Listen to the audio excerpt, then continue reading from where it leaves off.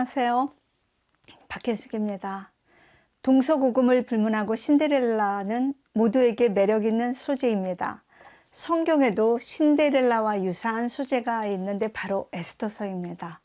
포로 난민 출신의 고아 소녀가 당대 최고의 제국이었던 페르시아의 크세르크세스 왕후가 되어서 위기에 몰린 유대인 백성을 구한다는 이야기죠. 그러나 실제 에스더의 삶의 현실은 정치적인 암투와 암살, 또 이 개인적인 집단적 복수국과 살인이 난무하는, 굳이 말하자면 잔혹동화와 같습니다. 하나님과 율법에 대한 언급이 단 한 번도 나오지 않는 이 책이 과연 어떻게 거룩한 정경에 오를 수 있게 되었는지 함께 살펴보기 원합니다. 에스더에는 특별한 삶의 자리가 있습니다. 유대인들은 주전 586년에 바벨론에게 멸망당해서 그때 전 세계로 뿔뿔이 흩어져서 살게 되었는데요. 이렇게 본토를 떠나 이방에 영구적으로 살아가는 이민자들을 헬라어로 디아스포라라고 합니다. 주전 5세기의 유대인 디아스포라는 약 200만 명 정도로 추정을 하는데요. 약 10만 명이 고국으로 돌아왔죠. 그러니까 채 10%가 되지 않는 사람만 귀국하고 대부분의 이민자들은 수천 년간 영원히 이방 땅에서 살게 되었습니다. 그 후에 이스라엘은 2500년의 긴 세월 동안 유랑과 노예와 전쟁과 학살과 재산 몰수, 추방과 망명 생활을 거쳐서 20세기의 나치에 의한 민족 말살까지 참으로 힘들게 살아왔습니다. 그들이 살아야 했던 세상은 율법이 국법이 되고 온 백성이 함께 안식일을 지키며 그들의 먹거리는 코샤인 그런 세상이 아니었습니다. 세속의 거대한 홍수 속에 떠다니면서도 그 속에 흡수되거나 사라져버리지 않고 씹어도 삼킬 수 없는 그 무엇처럼 세속과는 다른 응집된 정신들이 그들에게 있었기에 때로 그들은 세상의 미움이나 또 혐오의 대상이 되기도 했고 또 질투의 대상이 되기도 했습니다. 에스더서에는 보이지 않는 수백만 이민자들의 아픔과 고뇌가 서려져 있고요. 긴 세월에 걸쳐 각지에 살아가는 모든 디아스포라에게 용기와 희망의 서신이었으며 또 아달월 14일에 지켜온 이 불임절에 대한 기원을 알리는 책이기도 합니다. 바벨론 포로 시대에 쓰여진 책들을 보면요. 먼저 에스겔서가 있죠. 에스겔은 주전 597년에 포로로 잡혀온 제사장 가문의 그 위대한 예언자, 성전의 재건을 예언하면서 제사장 나라가 회복될 것을 예언을 했죠. 또 다니엘서는 주전 605년에 끌려온 위대한 예언자로서 유다 왕국과 열국의 역사, 특별히 메시아의 나라에 대한 예언을 하게 됩니다. 에스더는 480년에서 460년 사이에 일어난 일로 이것은 유대인 이민자들의 이야기고요. 에스라와 느헤미야는 두 권이지만 사실은 한 권의 책으로 457년 혹은 444년 10년 뒤쯤 일인데 제사장 출신 학사 에스라와 정치가 출신 평민 느헤미야가 이루는 이스라엘 귀한 자들의 성전 공동체 회복의 이야기입니다. 그리고 에스겔이나 다니엘은 역사상 유례없이 탁월한 예언자들의 기록이죠. 그렇기 때문에 포로 시대 진짜 이민자들의 이야기는 바로 에스더서입니다. 에스더는 페르시아의 정점에 있었던 크세르크세스 왕 시대의 사건입니다. 크세르크세스는 성경의 아하수에로라고 소개되는데요. 이 아하수에로는 이름이 아니라 애굽의 파라오 같이 왕의 칭호라고 여겨집니다. 크세르크세스는 그 다리오 1세와 고레스 왕의 아름다운 딸 아토사 공주 사이에 태어났고 주전 486년 혹은 485년에 등극해서 약 22년간 왕위에 있었습니다. 페르시아에는 이 앙메다라는 아름다운 여름궁이 있었지만 화려하고 웅대한 페르세폴리스 궁전이 있었어요. 그런데 페르세폴리스는 아직 완공되기 전이라서 에스더는 수산성이 배경입니다. 수산은 고대 엘람에 자리한 페르시아의 수도이고 대부분의 행정 기반이 여기에 위치해 있고 철저히 요새화된 단연 최고의 수도였죠. 에스더서를 가만히 보면 에스더서를 이끌고 가는 중요한 테마는 잔치입니다. 잔치. 미시테라는 잔치는 조그만 파티가 아니고요. 거대한 주연인데요. 이 단어가 10번이 나옵니다. 능력과 권세와 기쁨을 나타내는 이 단어는 4번은 그 왕과 왕후 그리고 에스더를 위한 그 페르시아에서 베푼 잔치고요. 6번의 잔치는 에스더가 베푼 잔치, 유다 백성이 베푼 잔치에 사용됩니다. 신약의 세계에서 잔치는 말로 표현할 길이 없는 기쁨, 하나님의 나라를 표현하는 언어로 사용되는데요. 요한복음의 가나안의 혼인잔치나 마태복음 22장의 임금이 베푼 잔치처럼요. 1장의 왕이 베푼 잔치에서 9장의 그 유대인의 푸림 잔치로 이야기가 끝나게 되죠. 즉 세상의 잔치에서 하나님 백성의 잔치로 잔치의 축이 옮겨지는 것을 볼 수 있습니다. 주전 597년경에 포로로 잡혀온 그 베냐민 지파의 아비아일의 딸 에스더는 일찍 고아가 되어서 나이가 많은 사촌 모르드게의 보호 아래 이제 자라나 폐위된 왕후 그 와스디를 대신해서 뽑는 그 왕후 선발전에 선발이 되죠.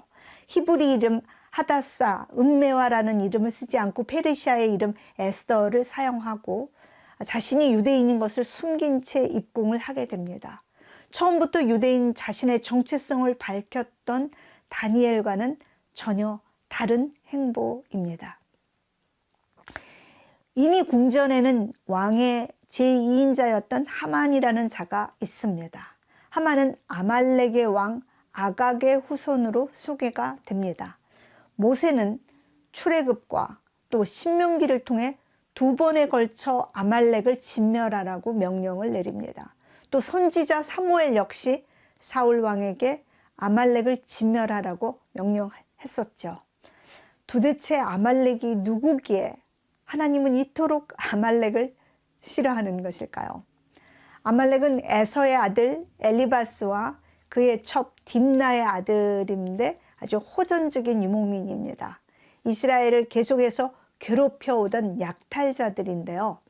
출애굽기 초반에 나타나서 페르시아 에스더 시대까지 1000년에 걸쳐 이 존재하는 이들은 국경도 불분명한 존재들인데요. 남의 빈집 털기, 약한 자들을 약탈하는 것을 일삼는 비열한 자들의 대명사로 나옵니다. 아말렉은 세상 가운데 영원히 존재하는 악의 상징이며 이스라엘이 가는 곳마다 만나게 되는 원수를 상징한다.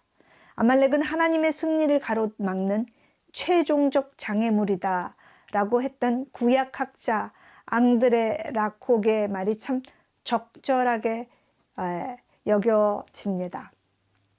그런데 흥미로운 것은 이 모르드게가 바로 베냐민 지파 기스의 후손입니다. 기스의 후손이란 말은 즉 사울왕의 후손인 것이죠.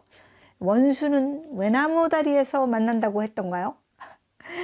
이제 사울왕이 죽이지 못했던 아말렉의 왕 아각의 후손인 하만과 사울왕의 후손인 모르드게가 550년 후에 운명적으로 다시 만나게 된 것입니다. 아말렉을 진멸하라는 하나님의 명령을 사울왕은 실패했지만 2번째 사울인 모르드게는 과연 아각의 후손인 하만을 멸할 수 있을까요?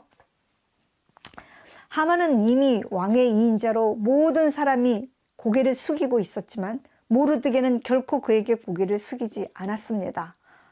이것이 괘씸죄에 걸려서 이 모르드게뿐만 아니라 전 유대인 이민자들을 다 죽여야겠다 하고 하만이 음모를 꾸미게 됩니다. 이 음모 뒤에 사단이 있다는 것을 저희가 생각해 볼 수 있겠죠. 하만은 왕의 법률을 따르지 않는 아주 무익한 자들이 있는데 그들은 처벌해야 한다면서 이들을 처벌할 권한을 자신에게 주면 왕의 금고에 자기가 은 1만 달러를 기부하겠다고 설득합니다. 페르시아 총 1년 세금이 1,500달란트였다는 기록에 의하면 1만 달란트가 되면 페르시아에 약 7년간 6년하고 6개월 정도 되는데요. 총 세금의 액수에 가는 어마어마한 금액이죠. 이 거금의 뇌물에 왕도 귀가 좀 솔깃했겠죠. 사실 크세르크세스는 이때 그리스와의 전쟁을 계획 중이었기 때문에 아마도 기부금이 간절히 필요했을 것입니다. 하만은 유대민족을 말살하고 그들의 재산을 몰수해서 그 금액으로 충당하려고 했던 것 같습니다. 이제 하만의 계획대로 왕의 포고문은 이미 선포됩니다. 바벨론의 풍속에는 하나의 초인 그 니사놀에 제비를 던져서 그의 운수를 보는 그런 풍속이 있었다고 하는데요.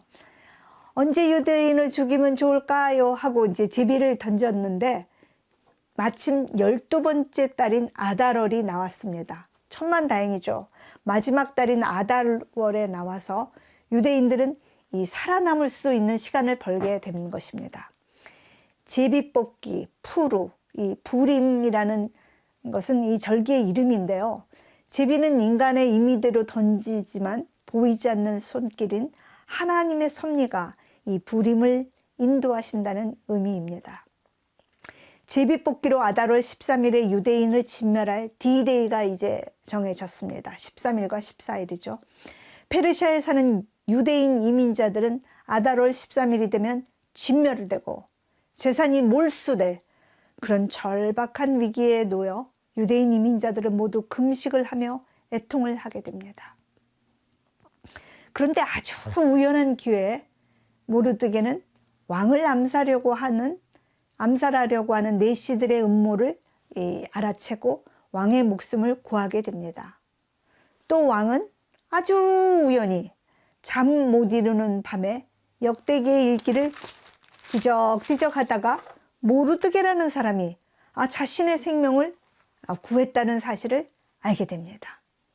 이렇게 사건이 긴박하게 진행되고 있는데 왕후 에스더는 자신의 백성을 구하기 위해 죽으면 죽으리라 결심하고 왕이 청하지도 않았지만 왕의 어전 앞으로 나아가 왕과 하만을 자신이 베푸는 특별한 잔치에 초대를 합니다. 왕은 아름다운 에스더에게 너무 마음이 가서 에스더에게 무엇을 줄까 하고 묻자 에스더는 다시 한번 하만과 잔치에 초대를 하게 되죠. 그리고 에스더는 자신의 민족 유대인을 진멸하라는 이 악한 하만으로부터 자신의 백성을 구해달라고 청원을 하게 됩니다.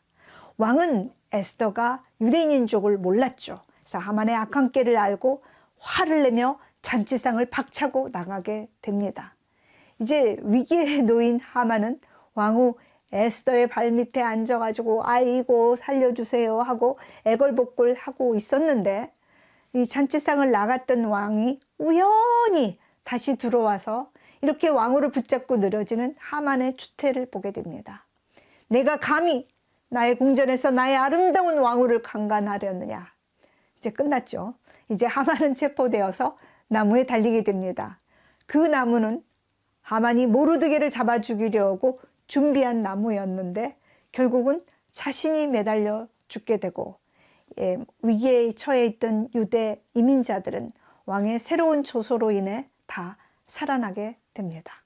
5세기 페르시아 수산성에 살고 있던 유대인 디아스포라 삶 속에는 어떤 기적도 없었고 하나님의 신비한 계시도 없었고 더 이상 그들 가운데는 하나님의 예언자도 없었습니다. 그저 우연한 사건들의 연속일 뿐이죠. 에스더에 나타난 세상은 하나님의 율법의 울타리가 쳐진 거룩한 나라 이스라엘이 아닌 거대한 세속의 세상입니다. 하나님의 임재가 전혀 느껴지지 않는 팍팍한 세상, 약육강식의 세계입니다. 하나님을 느낄 수 없는 이들이 절망적인 현실을 표현하려고 본문에서 의도적으로 하나님의 이름을 지우고 있는 것은 아닌가 생각해 봅니다. 분명히 하나님이 없는 세상인데 놀랍게도 거듭되는 우연의 연속은 하나님의 백성의 구원이라는 필연으로 달리고 있습니다. 에스더서는 신학의 옷을 벗고 가장 세속의 언어로 하나님이 없는 세상에서 하나님의 임재를 외치고 있습니다. 성경 66권 중에서 에스더서야말로 21세기 사회에 살아가는 세속의 세상에 살고 있는 오늘 우리 성도들의 실존적 갈등을 가장 잘 표현해 주는 책이 아닌가 그렇게 생각해 봅니다. 에스더는 위대한 믿음의 노독의 이야기가 전혀 아닙니다. 세속의 세계에 흔들리며 살아가는 이름 없는 평신도들의 아픔이 고스란히 담겨 있습니다. 어떤 기적도 없고 고난은 다가오는데 하나님은 대답이 없으시고, 그런데 우리의 인생의 막뒤에 우연처럼 이 우연을 이끄는 보이지 않는 하나님의 인도하심을 하나님이라는 말 한마디도 없이 증거하고 있습니다. 에스더의 사건은 완전한 구원으로 가는 여정에 놓여 있습니다. 아직은 완전한 구원의 목적지에는 당도하지 못했습니다. 유대인 모르드게를 달기 위해 하만이 세운 2.5m의 나무 십자가에 모르드게가 아닌 하만이 달렸죠. 그래서 유대인들은 통쾌한 복수국으로 끝났습니다. 그러나 400년 후 갈바리 언덕 위 나무 십자가에 나사렛 예수 그리스도가 달리셨습니다. 서로 죽이려고 했던 이방인과 유대인 모두를 살리기 위하여 하나님의 아들이 달리시며 이 십자가의 복수국이 완성됩니다. 유대인도 이방인도 그분 안에 분노와 죄악을 끝내도록 하나님의 아들이 대신 달리셨습니다. 복수국이 아니라 자신을 내어줌으로 너를 살리는 하나님의 그 사랑으로. 에스더의 나무 십자가는 갈바리 십자가를 향해 가는 길목에 서 있습니다.